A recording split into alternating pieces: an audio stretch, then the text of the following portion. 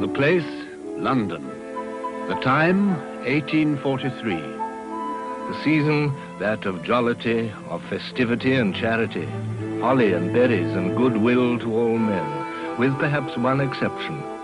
And it is with this exception that we are concerned in our story. The exception is Ebenezer Scrooge.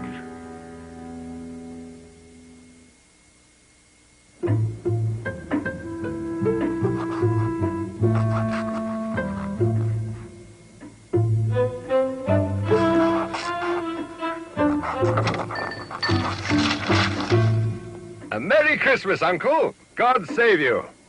Humbug. Christmas a humbug, Uncle? You don't mean that, I'm sure. Oh, but I do. Merry Christmas? What reason have you to be merry? You're poor enough. Well, come then, what reason have you to be morose? You're rich enough. Bah! Humbug. Don't be cross, Uncle. What else can I be? Out upon a Merry Christmas. If I could work my will, every idiot who goes about with Merry Christmas on his lips should be boiled in his own pudding and buried with a stake of holly through his heart. Uncle! Keep Christmas in your own way and let me keep it in mine. Don't be angry, Uncle. Come, dine with us tomorrow. Never. No, good afternoon. I'm sorry with all my heart to find you so resolute. But I'll keep my Christmas humor to the last. So, a Merry Christmas, Uncle, and a Happy New Year. Good afternoon. And a Merry Christmas, Mr. Cratchit. Merry Christmas, sir. Good afternoon.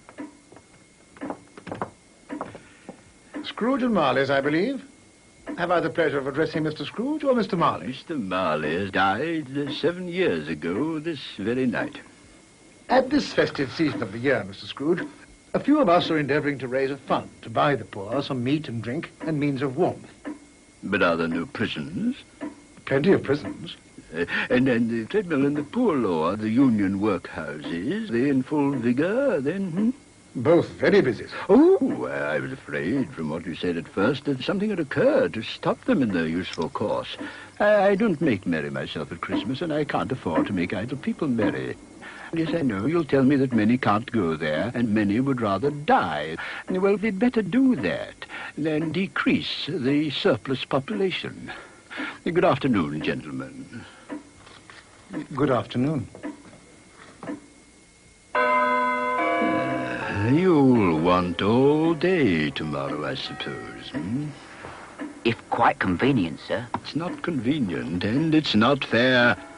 If I was to stop you half a crown for it, you'd think yourself ill-used, I'll be bound, And yet you don't think me ill-used when I pay a day's wages for no work. It's only once a year, sir. Well, that's a poor excuse for picking a man's pocket every 25th of December. You'll be here all the earlier the next morning. Even the blind man's dog knew old Scrooge and avoided him. Scrooge kept all humanity at a distance and liked it that way.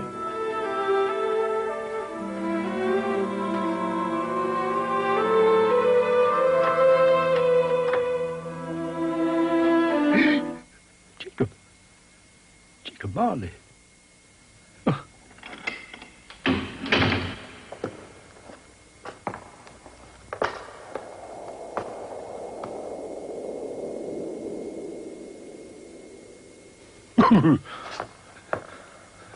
Humbug. Humbug.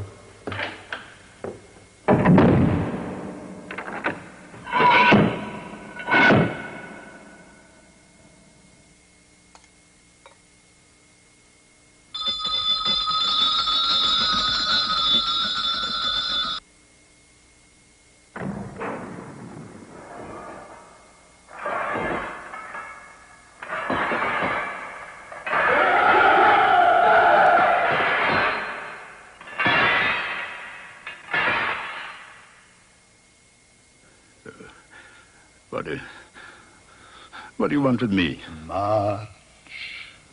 You don't believe in me. I don't. Because you may be an undigested bit of beef, a fragment of an underdone potato. There's more of gravy than of grave about you. I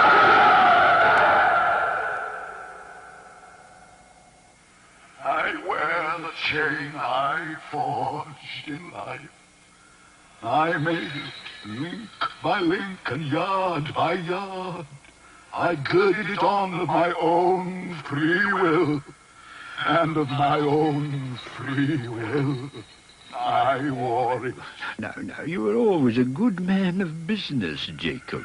Business! Mankind was my business.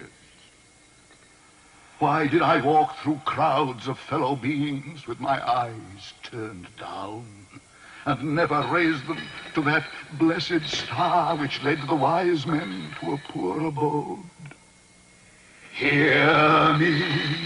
I will. I am here tonight to warn you that you have yet a chance of escaping my fate. Ebenezer, you will be haunted by 3 spirits. Expect the first tomorrow when the bell tolls 1. Expect the second on the next night at the same hour. The third upon the next night when the last stroke of 12 has ceased to vibrate.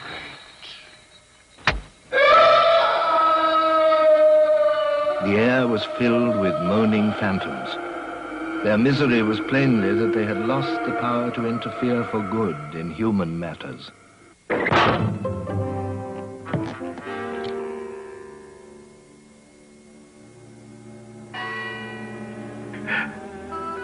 Scrooge awoke to the chimes of a neighboring clock. His room was flooded with light, and a hand opened the curtains of his bed. Are you the spirit, sir, whose coming was foretold to me? I am. Who and what are you? I am the ghost of Christmas past. Long past? No, your past. What brings you here? Your welfare. Rise and walk with me. Good heavens. I was a boy here. Your lip is trembling. What? And what is that upon your cheek? Nothing. Nothing? These are but shadows of the things that have been. They have no consciousness of us. The school is not quite deserted. A solitary child, neglected by his friends, is left there still. A poor boy. Let us see another Christmas. Do you know this place? Know it? I was apprenticed here. Oh, why, it's old Fezziwig. It's Fezziwig, alive again. Yo-ho, me boys. No more work tonight. Christmas Eve, Dick. Christmas, Ebenezer. Clear the way, me lads. Shut up, Ebenezer. Merry Christmas to you. Hilly-ho, my lad. He was very much attached to me.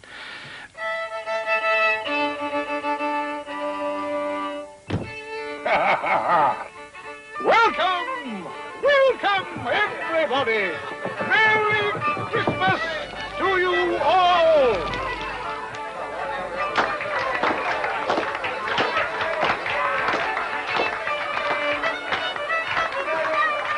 A small matter to make these silly folks so full of gratitude. Small? Why is it not?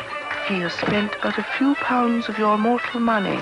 3 or 4, perhaps. But it isn't that, Spirit. He had the power. He had the power to render us happy or unhappy, to make our service light or burdensome, of pleasure or of toil. My time grows short. Quick. You are changed. You fear the world too much. There is nothing as hard as poverty, so I pursue wealth. I have seen your nobler aspirations fall off one by one until the master passion, gain, engrosses you. Our contract is an old one. I can release you. Have I ever sought release? In words? No, never. In what, then? In a changed nature, in an altered spirit. May you be happy in the life you have chosen. Oh, Spirit, why would you delight to torture me? I told you these were shadows of the things that have been, that they are what they are. Do not blame me. Take me back. Haunt me no longer.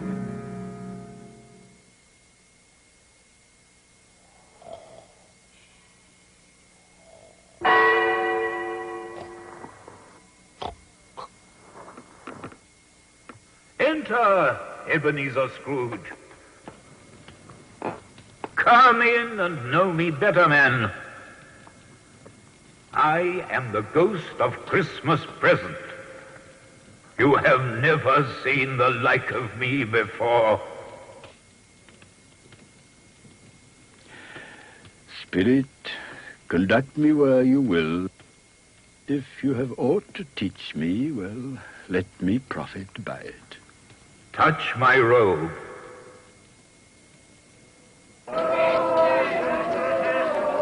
As they walked, the Spirit shed from his torch a few drops of good cheer on the passers-by. They stopped to bless the humble dwelling of the Cratchit family. And how did little Tim behave? As good as gold.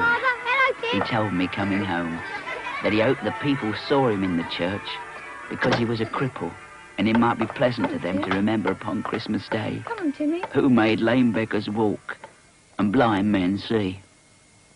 The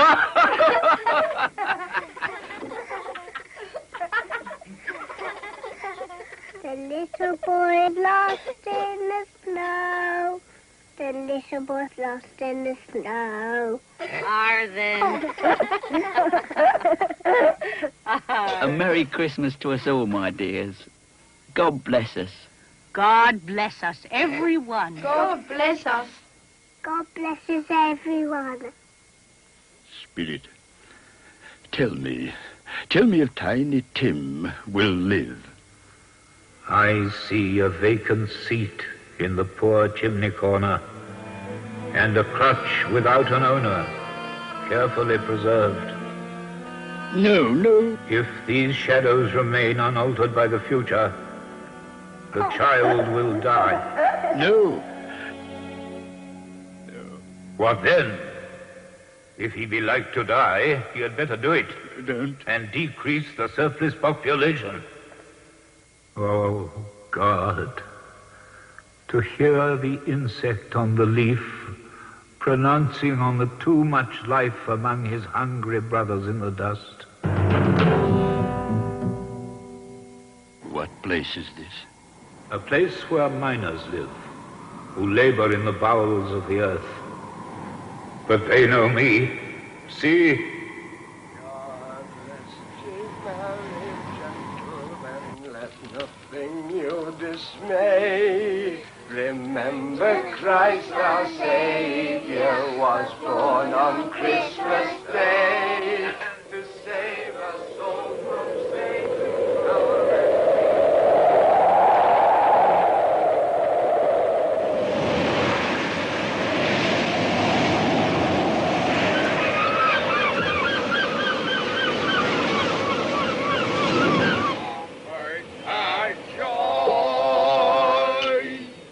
God rest thee, merry gentlemen, let nothing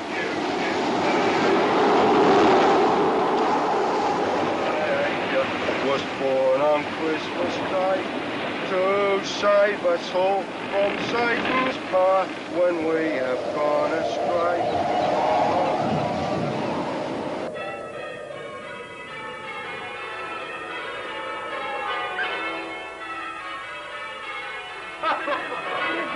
Uncle Scrooge. He's given us plenty of merriment, I'm sure. And it would be ungrateful not to drink his health. And I say, Uncle Scrooge. Uncle Scrooge. A Merry Christmas and a Happy New Year to the old man, whatever he is. He wouldn't take it from me, but may he have it nevertheless.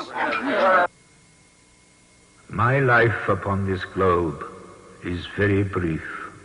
It ends tonight, at midnight. Forgive me, but I see something strange. Look here. Look, down here. Spirit? Are they yours? They are man's, and they cling to me. This boy is ignorance.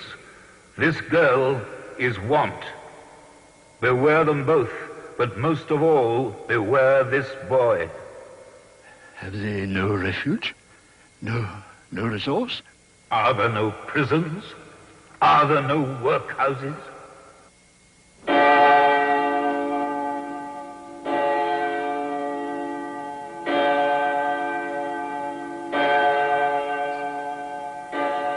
am in the presence of the ghost of Christmas yet to come. You are about to show me shadows of things that have not happened, but will happen in the time before us. Is that so, Spirit? Ghost of the future, I fear you more than any spectre I have seen. But as I know your purpose is to do me good, lead on, Spirit. Old Scratch has got his own at last, I hear. Why, what was the matter with him? God knows. It's likely to be a very cheap funeral. I don't mind going if a lunch is provided, but I must be fed.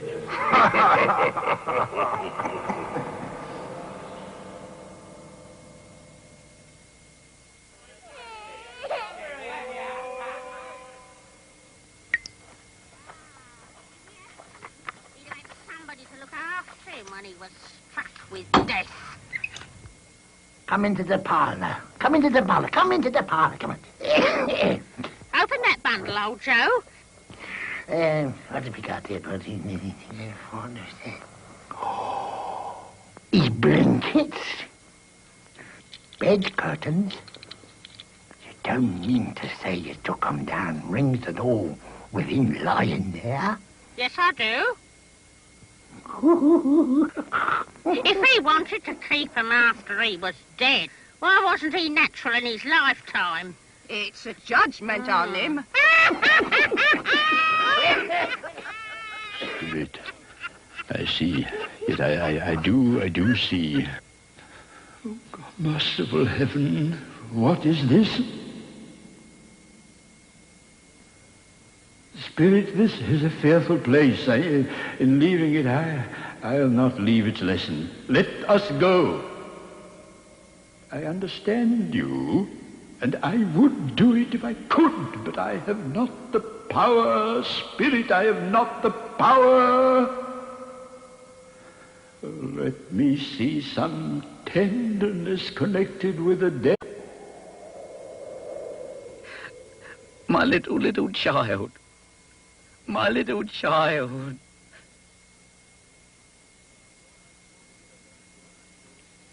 before I draw nearer to that stone to which you point, answer me one question. Are these the shadows of the things that will be, or are they shadows of the things that may be only? Am I the man who lay upon the bed? No, Spirit. No, no, no. Spirit, I'm not the man I was. Good Spirit, assure me that I may yet change these shadows you have shown me by an altered life. I will not shut out the lessons that they teach.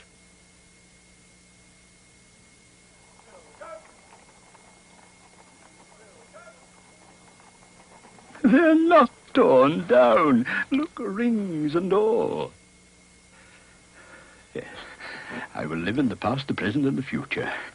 Oh, Jacob Marley, heaven and the Christmas time be praised for this. I just don't know what to do.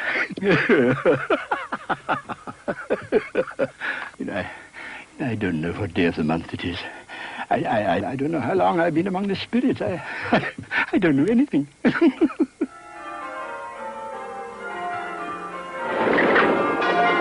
Hello, hello. What's today? Hey? An intelligent boy. Oh, a remarkable boy. What's today, my fine young fellow? Today? Christmas Day. What? It's Christmas Day. It's Christmas Day. And I haven't missed it. The spirits have done it all in one night. Well, they can do anything they like. Of course they can.